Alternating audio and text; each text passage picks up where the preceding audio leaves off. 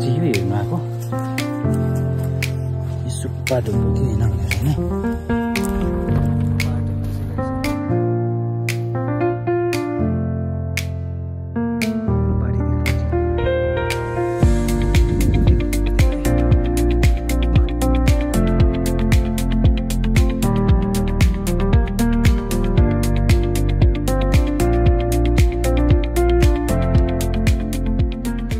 हामी कोपुक चेकपोस्टमा पुगेको छौँ है। यहाँनिर चेकपोस्टमा हामी चाहिँ डकुमेन्ट्सहरू देखाउँदैछौँ र यो कोपुक भिलेज होला है, सायद है सानो बस्ती रहेछ।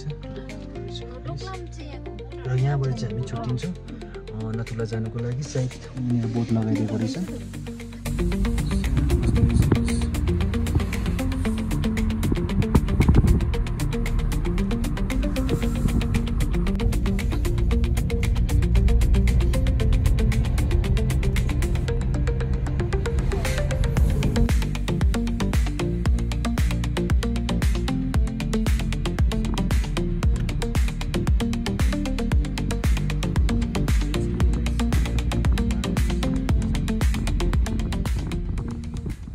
अहिले चाहिँ हामी फेरि नथुलाको लागि यहाँ चेकपोस्टमा आइपुगेछौँ। नथुला चेकपोस्ट यहाँ पछाडि सुन्नुहुन्छ गाडीको तार।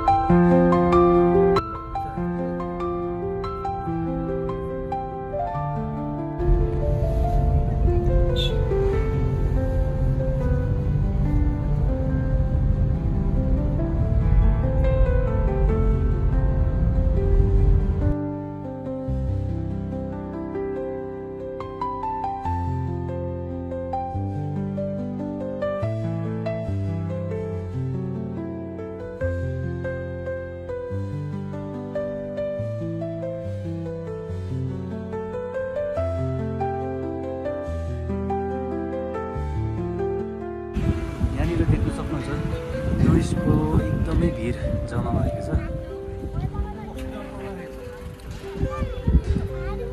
र यो चाहिँ एकदमै ठुलो टुरिस्ट पोइन्ट हो है नथुला।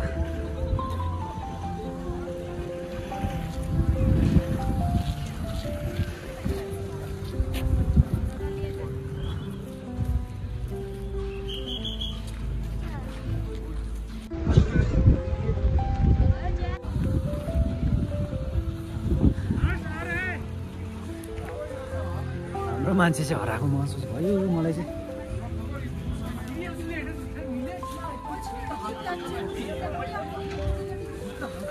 यहाँनिर रहेछ यतानिर चाहिँ ओपनिङ भएको रहेछ बाटो चाहिँ राम्रै छ।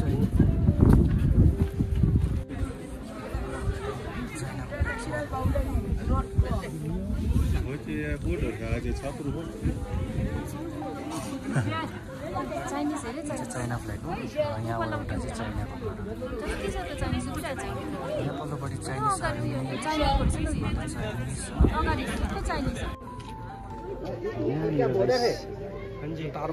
दुईवटा कुकुर हो कि कुद्दैछ पुरानिर चाइनाबाट।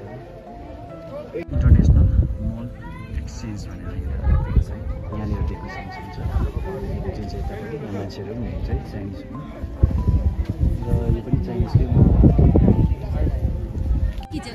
हेर्नुहोस् न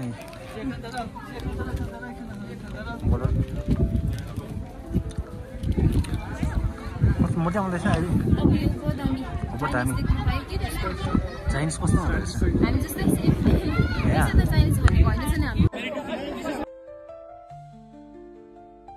आर्मीहरू चाहिँ त्यत्रो बोर्डरमा बसेर चाहिँ हाम्रो सुरक्षाको लागि बसिरहनु भएको छैन। जोखिममा हालेर उनीहरूसँग चाहिँ उहाँहरूसँग चाहिँ एकदम रेस्पेक्ट नगरेर चाहिँ आर्मीहरूसँग चाहिँ मुखमुखै लागेर पैसाको रोग देखाउनु होइन नि त है। तपाईँहरू घुम्नु आएको होइन, यहाँनिर तपाईँहरूले घुम्नु पाइराख्नु भएको छ उहाँहरूको सुरक्षामा र उहाँहरूले नै दिनुभएको हो र रेस्पेक्ट गरेर चाहिँ पर्ने छैन। तपाईँहरूले आरामसे यहाँनिर घुमेर जाँदा हुन्छ, हेरेर नजारा इन्जोय गरेर जानुहोस् होइन। इन्डियन आर्मी भनेपछि आफ्नै हो, सम्पत्ति हो आफ्नो हो होइन, र आफ्नो मान्छेहरूसँग चाहिँ झगडा परेर फाइदा देखिन होइन, फाइदा छैन।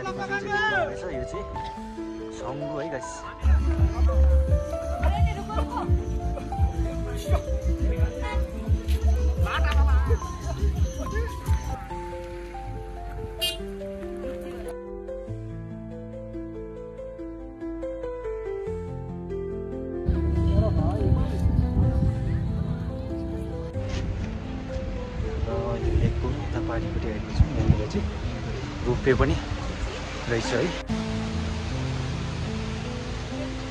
अब चाहिँ हामी रोपवेपट्टि जाँदैछौँ। यहाँ हेर्नुहोस् न, माया लाग्दैछ। रोपवेबाट भ्यू कस्तो आउँछ के कस्तो आउँछ तपाईँहरूलाई म देखाउन जाँदैछु एक्लैस। यहाँनिर रहेछ टिकट काउन्टरको।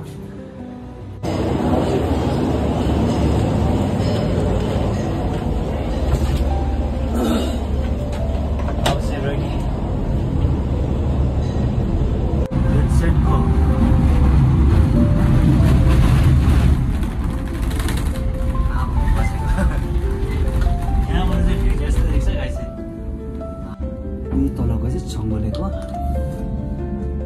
नजारा यहाँबाट यस्तो आउँछ। अब चाहिँ रोपवेदेखि एकदम टपमा आइपुगेको छौँ। आमा मम्मी आइपुग्छ। यहाँनिर फेरि अर्कै नजारा छ मौसम। झन्डै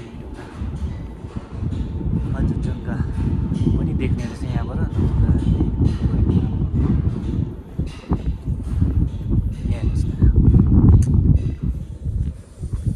यहाँबाट नजारा हेर्नुहोस् ल कस्तो देख्छ। यो भयो टपमा है, र यहाँबाट मुनि छङ्गोलेको नजारा यस्तो ढुङ्गाइ ढुङ्गा रहेछ यहाँ माथि चाहिँ। यहाँनिर मान्छेहरू यो टाइममा चाहिँ सजिलो पनि रहेछ उकालो चढ्नु हिँड्नु। हिउँ पर्दा चाहिँ पुरा चिप्लिने चान्सेस हुन्छ अरे हो।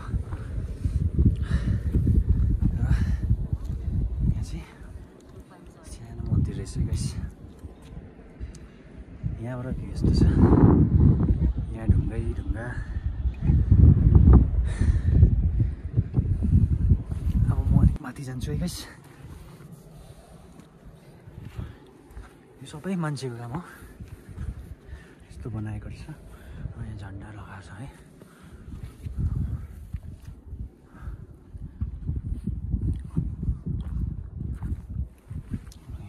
रहेछ माथि चाहिँ टप पोइन्ट रहेछ यहाँनिर है।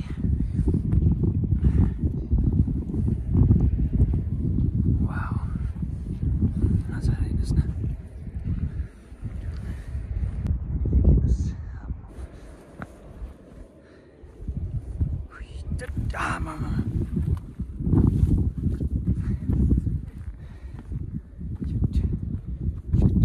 नजारा नजारा नजारा यति दामी। वाउ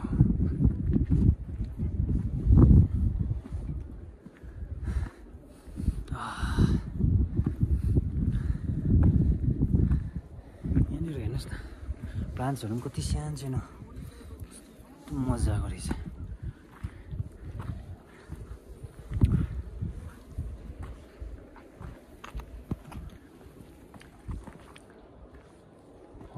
के बनायो आम्मामा यो साइडमा फेरि अर्कै भ्यू छ हो यो साइडमा फेरि अर्कै यति साह्रो दामी अब चाहिँ पुग्नै आँटौँ टप पोइन्टमा यहाँ हेर्नुहोस् गाइस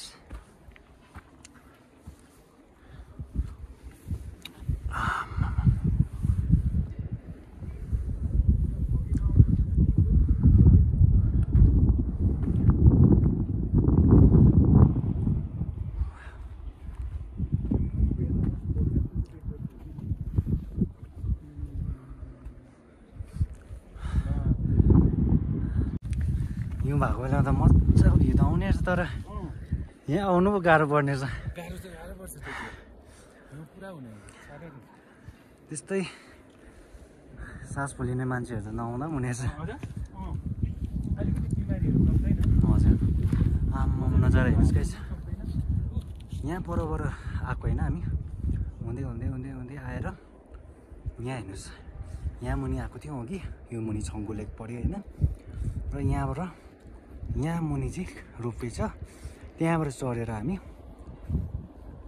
दुईजनाको 720 पऱ्यो होइन यहाँ माथि आयौँ र यहाँबाट चाहिँ हामी यहाँसम्म यति साह्रो दामी नजारा है